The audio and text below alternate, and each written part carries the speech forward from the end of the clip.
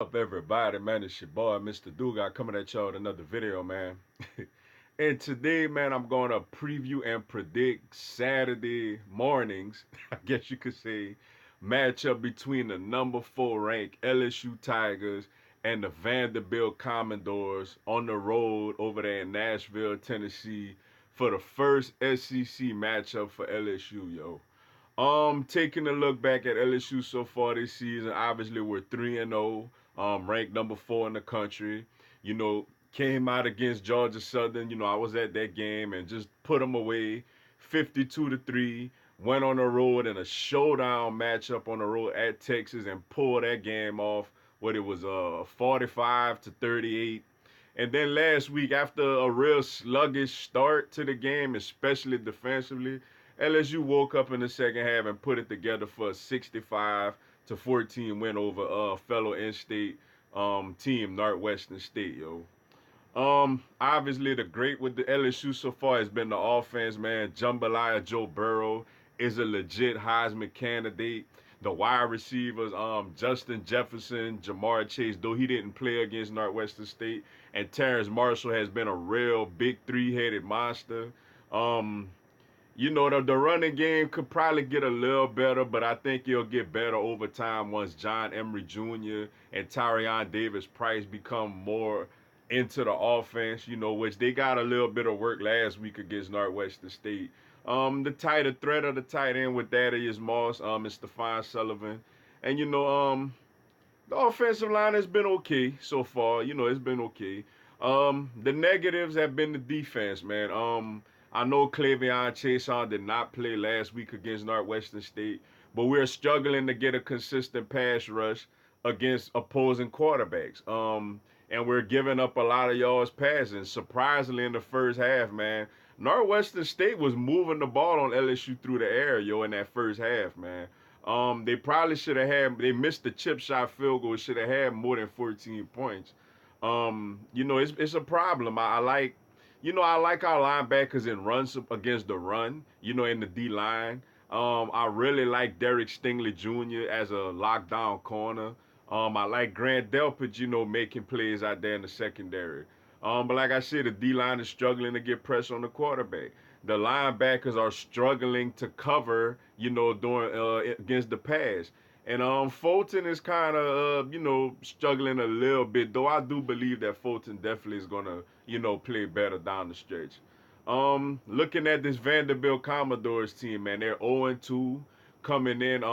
The first game, their home game, which, well, you could say it was an away home game because Georgia fans pretty much took over that stadium.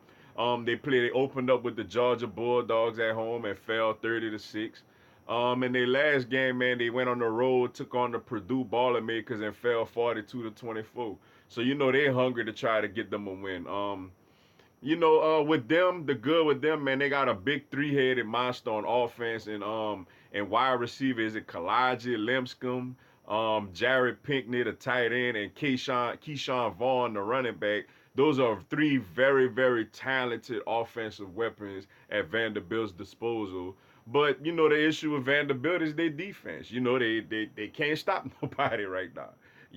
As Purdue and Georgia pretty much could have scored way more than 30, but they kind of took their foot off the gas. And Purdue pretty much had their way with them offensively in their last matchup. Looking at this matchup, man, obviously LSU is on the road. It's the first SEC game. Um, LSU's offense should be able to, if we could protect Jambalaya Joe Burrow, the offense should be able to put up points on Vanderbilt. Like, I mean, let's just call it what it is. The offense should be able to go up and down the field against Vanderbilt. I don't see Vanderbilt being able to cover our three wide receivers, Justin Jefferson, Jamar Chase, and Terrence Marshall. What I would like to see out of LSU this week is to start developing a run game. We're now in SEC play. We got one more non-conference game with Utah State, but now we're getting into SEC play. Can we start developing a run game? Clyde Edwards-Helaire, I really like him a lot. Obviously, he's a veteran. He's going to get the bulk of the carries. He knows the offense. He's not going to mess up out there. I love him as a pass catcher. I think he could be a real key to this offense going forward, catching the ball out of the backfield. But for us to have as dynamic of a run game as we want to have, we got to get John Emery Jr. more involved. We got to get Tyrion Davis Price more involved. And I would like to see that happen this week. Vanderbilt does not have a good defense, you know what I'm saying? So I would like to see us, DeAndre Swift, though I know he's, on another level, and I know Georgia's O-line is on another level, but he pretty much had his way with Vanderbilt, when they met. And Purdue just did whatever they wanted to do offensively against them. So the key with LSU, man, LSU just got to continue to do what they do offensively, and I think they should be able to put up, a good bit of points this week. I'm not, obviously it's on the road, so thing is I'm actually a little more nervous that it's an early game more than it's on the road because I think LSU we're gonna have some fans. Now we may not take over the whole place like Georgia did. Georgia more familiar, with that place. But I think we're gonna have a good bit of fans out there. I don't think the home crowd should be that huge of a factor to affect us like say like Texas was. But it's an early kickoff, man. These early kickoffs are tricky. Sometimes you come out a little flat. Sometimes you're a little tired. You're not used to playing that early, especially with LSU. All their games so far have been at 6:30 Central, and it's an 11 o'clock Central start. Like it's like over 7 hours earlier than they're used to playing. And they're not in the comfort of their own bed. So that actually worries me with LSU offense more than, Vanderbilt's home field or Vanderbilt's defense. As long as we don't go out there having a bunch of pre-snap penalties, playing sloppy, turning over the football, I think LSU should be okay offensively moving the ball against Vanderbilt. Now, what I am concerned about with this matchup, man, is like I mentioned, our defense. Vanderbilt could score points, man. Vanderbilt got some, like I mentioned, Vanderbilt got some really good playmakers, man. They got a very, very talented running back, tight end, and wide receiver. Keyshawn Vaughn is a problem. He's a veteran running back. He gets a lot done for Vanderbilt in that backfield. Then if you focus on him, you got Jared Pinkney, a very talented tight end, running the seams. You focus on him, you got Kalijah Limpskin, a very, very good wide receiver, running down the field. Now, who's going to be on Limpskin? Are we going to have our young shutdown true freshman corner Derek Stingley on him, or is Christian Fulton going to be on him, who Texas had a lot of success picking on a couple of weeks ago? Um, Vanderbilt, unfortunately, I think Vanderbilt could move the ball on us a little bit, man. And that's the main thing that kind of worries me about this matchup is that, obviously Clavion Chason should be back out there playing. Michael Divinity should be out there playing.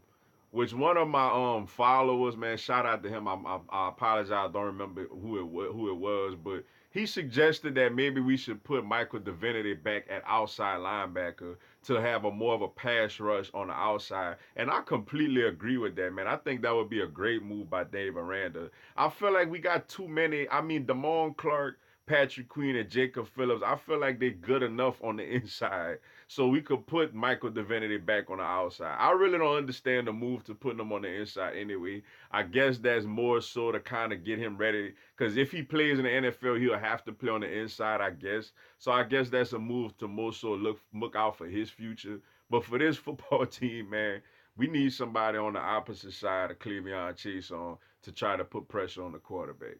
Um, yeah, like I said, I'm a little worried about Vanderbilt's offense, man. I think they could score on us a little bit, yo. Which leads to my prediction, man. Obviously LSU is, despite the defensive struggles, LSU still has arguably the best D coordinator in the country. LSU still has talent over there. And right now LSU's offense, particularly this passing game, is just completely rolling. I don't think Vanderbilt should stop LSU at all. Now, like I said, Vanderbilt, I think will score on us more than we would like them to. So that's a problem there. But at the end of the day, man, I think LSU will win this game. I'ma say 45-24, yo. I got LSU going on the road, beating Vanderbilt 45-24 to improve to 4-0 ahead of the non-conference matchup with Utah State, and that would put Vanderbilt at 0-3, unfortunately for them, yo. But with that being said, man, that's all I got for y'all today. Appreciate y'all checking out the video. Go and subscribe to my YouTube channel. I'm going to have LSU content throughout the year. Also, this coming Tuesday at 7 p.m. Eastern, 6 p.m. Central, 4 p.m. Pacific, I will do a live Q&A. Come on there. Y'all can ask me anything. I'll answer your questions and give you a shout out, yo. Y'all have a blessed one. Go Tigers.